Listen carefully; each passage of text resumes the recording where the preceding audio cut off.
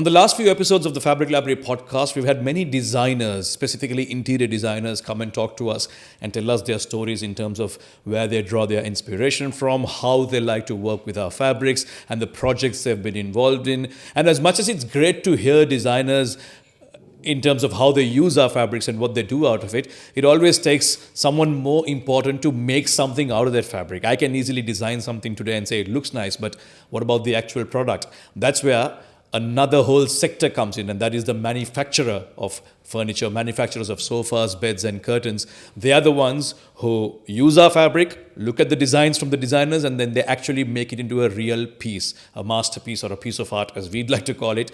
And one such manufacturer that we absolutely love working with and work very closely with is a company called Durabella Furnishing. They are a huge factory based in Quain, work with a lot of big design companies here in the UAE, and their operations director, Mr. Harshan Dineshan, who we're very closely associated with, joins us on this episode of the podcast. How are you, Harshan? All good? I'm fine, Samir. Thank you. And thank you for having me in your podcast. It is my pleasure. It's always nice to talk to you, Harshan, because there's so much in common that we have because we're in the same industry. You know the projects that are going on. There's so much you're working with, we are working with. There are common things we're working with. But it's always fascinating because whenever I talk about your factory with someone or when I recommend your factory to someone, there's a sense of pride I take because here's a huge place in Quain. I don't think a lot of people even know about it because you manufacture for designers and contractors, but it's a big facility manufacturing good furniture. You must be a proud man heading an operation of that size. Yes, Samir. I take great pride. It's a huge operation. But there's a lot of work to be done still. I'm sure it's taken a lot of hard work to get to where you are today, to run an operation like that. I'm sure you look back and say, you know what, it's a great thing that we've come this far. Absolutely. It hasn't been an easy ride, you know. There's been a lot of effort and energy put into getting to where we are today. So when we first started, the factory, when the factory first started, we were about, let's say, 35 people, 35 employees altogether. Today we are about 150 employees. Wow, that's serious growth. And you won't believe it is going to be 10 years this year. Amazing. Since we started our operations. And this is your dad started the business, I understand. My dad started the business. And what yes. got him into a business of manufacturing furniture? He has always been in the manufacturing industry. Yeah, he has. He got into the industry in 1999, I suppose. Okay. Yeah. And was he always in the UAE or was he one of the many stories of people who came here, started something fresh? No, he was one of those people who had come from abroad, from India basically, and he started in a company called Flamingo. This is where he started. I don't know, you know Napoli Furniture? Yeah, I think I've heard of them. Yeah. They used to be popular in this immigration road. I wouldn't know. I'm only 3 years in Dubai. And I'm still a Dubai kid. So take me back the years and explain to me. That is where he first started. Okay. And then he grew Napoli into a furniture factory, which is Flamingo Furniture Factory. Right. And from there, he moved into another company called Royal Furniture. He was a GM in Royal Furniture for a couple of years before he started Durabella Furniture. And that was 10 years ago. This was 10 years ago. Is he still very much involved in operations or have you asked him to take a relaxing seat and you... I don't think he's a person who would take a step back. Yeah, he's very, very much involved in the operation and the day-to-day activities. Amazing. Let's talk about you. Your father's obviously now, at a much older age and you are running a lot of the operations. Were you always inclined towards joining your dad's business or was there something else that you wanted to do? I grew up around furniture and furniture manufacturing. Right. So, after education, I just ended up in furniture business. I'd say I was taken straight to let me give you. Let's go back in time. So when I was in college, I used to come to the factory to do small jobs. So he would give me small jobs. Right. So we do logistics probably, or loading the trucks. Wow. Okay. So that's where I started from. Okay. And then when I finished, I was given peon jobs. Assistant jobs where I was assisting the probably the logistics or assisting the procurement, and then I was put in charge of the procurement department, and then from procurement I was put to sales, Right. and then from sales I was given more what do you say? I was given more opportunity to explore projects. Right. So it was sales, then we moved to projects, and now you could say that after all this experience, I kind of overlook what happens in the factory. I overlook what happens in sales, and yeah. So he was kind of grooming you and preparing you for this tough leadership position, wasn't he? Yeah, he was grooming me. Yes. Very far-sighted. You got to respect that. He didn't just install you there and say lead the No. company, but he put you through the motions and got you ready for it. Which is, Yes. and I'm sure you look back and you're thankful for it. Absolutely, I'm thankful for it. He puts me through a lot of situations even today. Okay. Yeah. Okay. So there's still a lot more to learn. What I'd say is the way that I was put into different sections and the amount of things that I was able to absorb in terms of knowledge, it's just, it was good. It's incredible. Amazing. Let's talk about the business in itself. So, Durabella, Yeah. when I say it, what's the first thing that comes to your mind? Quality. Oh, amazing. I love that answer. Okay. All right. Okay. So explain to me in a short sentence as possible what Durabella does. Quality, Okay. short time, quantity. See, I didn't ask you about your strengths. I asked you about your exact operation in the sense, Exact what operations. does Durabella do as a business? Are you a furniture manufacturer? How would you describe yourself? Are you a soft furnishing manufacturer? Exactly what does Durabella do? So we used to be a soft furnishing manufacturer, but today we've expanded, and now we furnish loose goods as well.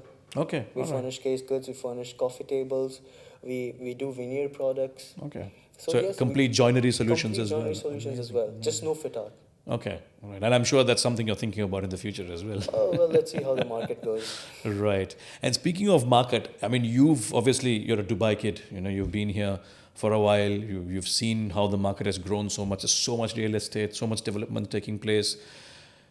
What do you make of it? I mean, do you think that this is an upward trend that's going to continue, or is it just a bubble that might burst? Because it's a conversation that comes up everywhere you go. But you've been in the industry of obviously furnishing these homes that are coming up. Where do you see this going? Forget just the industry. I've been here for beyond just being in the industry. Exactly. Yeah. So I've always seen Dubai grow, Right. and people who ever doubted Dubai were always wrong. Right. So we had the 2008. The financial crisis. The financial yes. crisis, we beat that, right? Dubai came out of it. Then we've had multiple other crises. Dubai came out of it. People doubted Dubai, but Dubai always keeps moving forward. Absolutely. And I always trust in the government and in their ability to move things forward. Just regardless of the crisis. Amazing. It's great the trust you have. No, that is one of the reasons why we still, put our efforts into this business here, right? Amazing. When you go into that factory, I mean, I've been there a couple of times. I really love the setup that you have there in terms of the way it's organized, the whole thing. What is your day like as a director of operations? A typical day for you at the factory? What are you overlooking? What are you doing? Who are you meeting? What's a typical day for you like? So I'd start the morning by meeting the production manager. So he takes me through what goes on in the factory, the number of people probably, absent if they're absent. Okay. Yeah, so we start with that. Because every day when we enter the factory, it's a new day. Of course. And there are new surprises. New challenges, new surprises, I challenges. can imagine. And such a Yeah. big operation, you'd always have that. Yeah. Always. So every day is not nothing happens as per plan, especially in a factory. Nothing. So let's say today we go to the factory, we suddenly have 20 people on leave. Wow, okay. Then we plan on how we manage that day and how we get the production out for that day. So my day starts with the production manager, and then I sit with the finance. I spend time with finance to see what goes on. And then I start and get into my activities where I contact my clients, probably, we do sales. So I sit with the sales team, get in touch with my clients and see what's going on. That's about my day, and I have meetings regularly. So You missed one part where you call us and ask for discounts. I'm just joking, but yeah. I'll let my procurement do it. Of course, yeah. Always have a bad cop and a good cop. That's the best strategy. No, it's amazing. You said quality twice when I asked you about what Durabella does, okay? Justify that for me. Why do you say that Durabella stands for quality? What processes have you put in place for that? So we have a system in place, like you've been to a factory, Of right? course, yes. Yeah. Yes. So what we do is we've got a production system in place, and we try and not break the system. Okay. Not actually, no, we don't break that system. Okay. Like no, I can't break the system. My dad won't break the system. No sales team will break that system. No matter who the client, how the urgency, it has No, to go it through has the to system. go through a system. So, Okay. so we've got a QC involved in the checking of the product in each department. Okay. That is one thing that we've done, to Okay. ensure quality. And after all of this, we also have a quality check once the product is produced. So this ensures quality, that's one. But apart from that, we also hire quality people only to do jobs. Of course. Yeah. So it's all starts from there. It all starts from, Getting the right person in. getting the Yes. right person, the craftsmanship. It all starts from there. Okay. You talk about the departments. Yeah. Tell me in short, like what departments does it take in a factory for quality to be taken seriously? So obviously you have the parts where your raw materials come in, Yes. and then obviously you have the segregation. Take me through the whole journey. So it starts with procurement actually. Okay. Quality starts with procurement. Procuring the right materials, very important. So we only procure, for example, if we use German whitewood, there is a certain moisture content. Right. And we do not procure German whitewood that exceeds that moisture content. Okay. So that is how we control the quality of our raw materials. Now, be it foam, that we also control quality. So each product that we use in the factory are checked and are approved by a production team, and then only it is allowed to enter into the material bay. Right. Okay. So the quality starts from procurement. From the procurement itself. From the Okay. procurement itself. Amazing. Then it goes to the carpentry section. They cut the wood. If they see that some of the products are not good, it is taken out of that bunch or used for another purpose or reused that in different areas probably. Right. And we have we have the carpentry section, then we have the foaming section. The foaming section takes care of the foaming, the belting. So over here we have a supervisor to overlook the foaming area. He ensures the quality. Once the foaming is done, it comes to the upholstery. So the one thing that we have in our factory is when the framework starts, when we start cutting the framework, the tailoring gets cut at the same time. It's And the already begun, tailoring- so you're not wasting any time until it no, arrives. Okay. we don't waste time. So that's the Right. system that we have in place, and that's Okay. a system we do not break. Actually, we Right. try and not break as much as possible. That also covers the fact that you said that you're always on time with your Yes, deliveries. Yes, we're always on. We try to be on time as much as possible. So what we try and do is, we try and offer quality. Okay, where we do volume, so quantity. Of course. All right, and the third thing is, it's the time. Of course. So we're able to we're able to provide, like, let's say, large quantity in good quality in a short period of time, Which is a rare trait to have. which is a rare trait. And that's something that we try to keep doing day in, day out. It's That's something that we amazing. try to, and that's exactly where we differentiate ourselves from other manufacturers.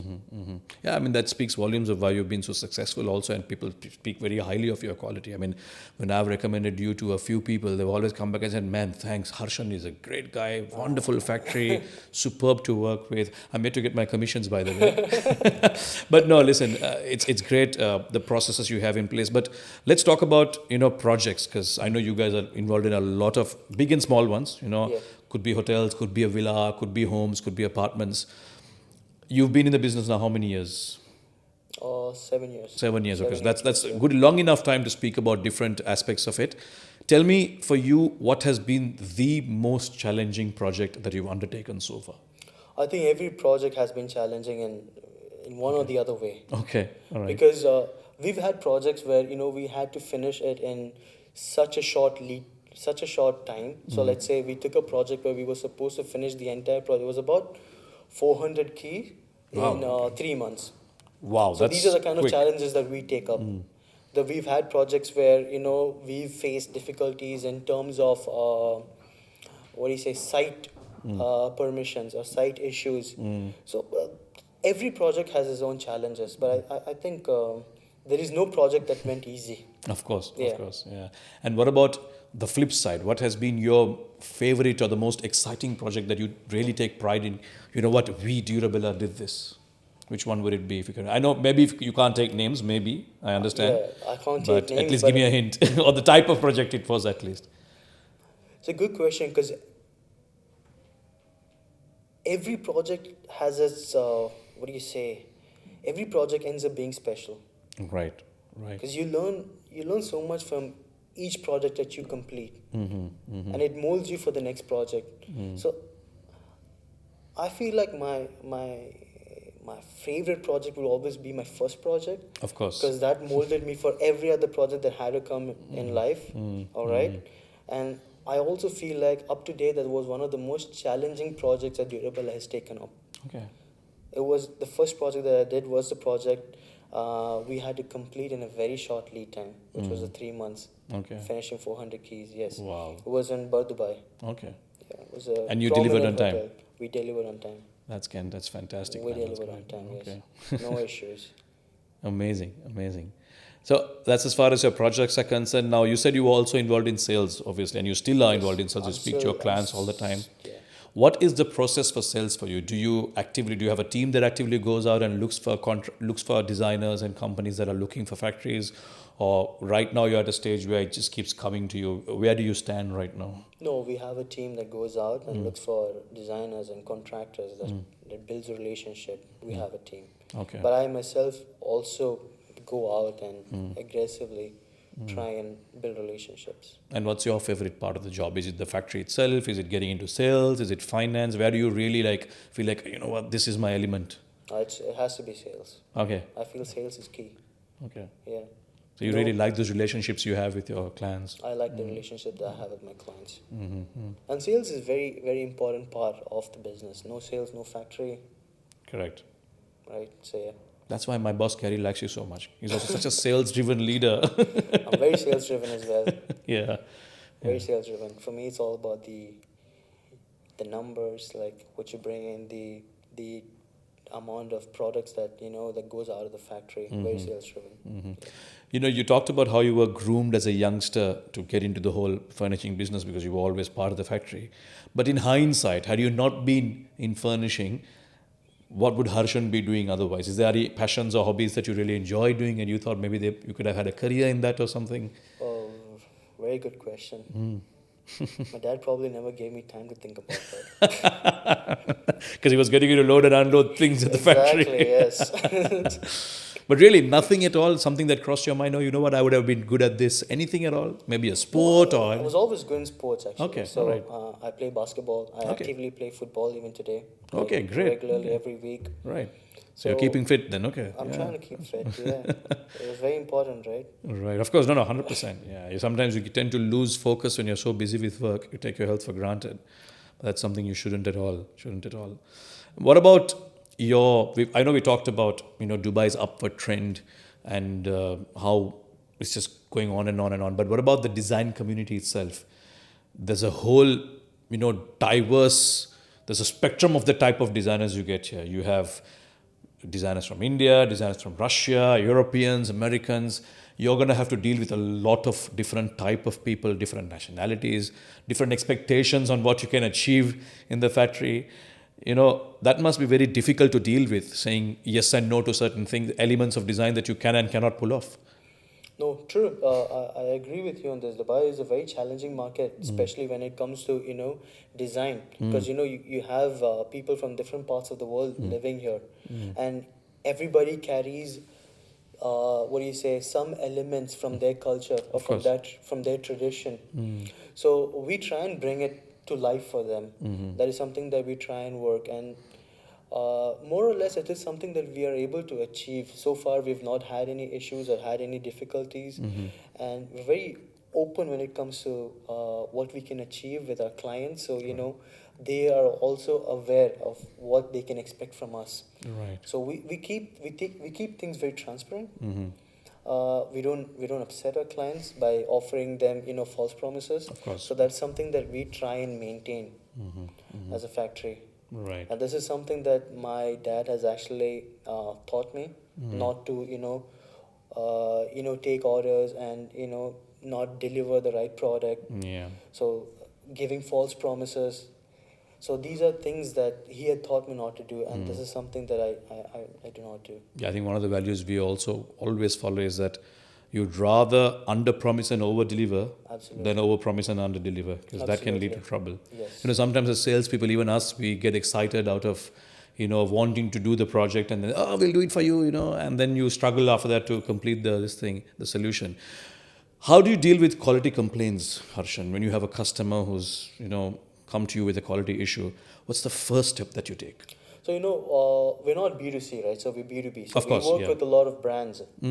What we normally do for the brands is we've informed them, if their customer is facing some quality issue, it's just direct replacement, or we collect it and we repair it. If it's No something questions that's asked. repairable. No questions asked. Okay. Because their customer is also our customer. 100%. Yes. If their customer is happy, we continue to get orders, right? Exactly. So this is what we believe in. This is something very interesting I was thinking about yesterday, because a lot of the time, again, from a sales perspective, we somehow assume that when there's a customer complaint, it's a reputation damage, what are we going to do? But I always tell my sales team, listen, the moment you have a complaint from a customer, of course, it can't be all the time. 1 in 50, not a problem. But when you have a complaint from a customer, look at it as an opportunity to further enhance your reputation, because how you respond to that complaint, how you solve that issue will enhance your reputation even further. I agree with you. If you're going to bicker over it, you know what, I don't know what the issue is, we'll think about it, we'll see. So that's it, you've lost it. So I think that's such a good value to have. We'll solve the problem first. Solve the problem. Then we'll take care of why it happened later. We solve the problem first, Yeah. and then we can discuss everything else later. Exactly. Fix the issue. That's how we look at things. Amazing. You talked about your relationship with your clients. You talked about being in sales. You talked about designers. Now let's come to where we matter. Your relationship with your suppliers. Yes. You've been very good with us, of course. Very open communication. I know Mr. Vinod handles your account, speaks very highly of you as well. Tell us about your relationship with Fabric Library and how's your experience been? Oh, it's always been fantastic working with Fabric Library. I actually started working with Fabric Library on my first project. That's where I was introduced or exposed to you guys. Okay. And ever since then, I've always been proud to work with you guys. It has always been easy to present your catalogs, So this dates back to 2018. Is when I was first introduced to Fabric Library. Right. So every time I present your catalogs to a client, a hotel or a project client, they've always been happy about it. They're always impressed about what we're presenting them. So it makes my job easy as well, So we've always had a good relationship with FaberGuard. Amazing, great. That's fantastic to know. Boss will be happy to hear that. Obviously, furniture manufacturing is not an easy business. It takes a lot of, I think, not just financial investment, but also processes in place, proper logistics, getting your certifications, your licenses and all of that, right? So it's not like any other business you can just set up and, start running from day one. It takes a lot of process. Would you have any words of advice for someone, who's looking to do the same, someone young who sees the potential in the market? For example, if I were new to Dubai, I'd look at real estate and say, you know what? Furniture is a good business to get into, because all these homes, 80,000 odd units that are coming up next year need to be furnished. But what advice would you give to someone young who wants to get into the industry but doesn't know where and how to begin? I have a very good advice for them. Okay. Don't get into the industry. Yeah, I don't want further competition. Is that what it is? Absolutely. Please. We have too many competitions already. That is the craziest thing I've heard, honestly. No, think about it. Every guy who leaves a factory, right, ends up starting his own factory. Right. We have so many factories here. Okay. Yeah. And we have 80,000 units. Yes. Yeah, that 80,000 units, right? And then we have so many retailers also in the market. We're selling ready-made furniture, imported furniture. Selling imported furniture. Yeah. How are we all going to sustain in this market if everyone wants to start a factory? Please. That is spoken straight from the heart. Fantastic. It's a very challenging industry also. Yeah? Of course. The competition is too much. That's why. I mean, it's true. You see it on a daily basis, right? 100%. Even how many new factories do you go to? Forget factories, even in our industry. Every day I'm seeing a new fabric supply in the market. There you go. See, Every day you see a new fabric supplier. Yeah, I mean, people are driven by the potential that this People- country gives. It's amazing. People are driven by potential, but You have to be things realistic. yeah, you have to be realistic. Exactly. Is there really a market for everybody? True. Yeah. I mean, how many slices will you cut off the cake? That's what it is, right? Exactly. Amazing.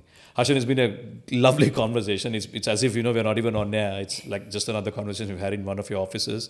But thank you for coming. I think I learned quite a bit about you, quite a bit about your factory, and it's always nice to catch up with you. Thank you so much. Thank you for having me on this podcast, Samir. Harshan Dineshan from Durabella Furniture Manufacturing. We'll see you on the next episode. Until then, it's bye-bye.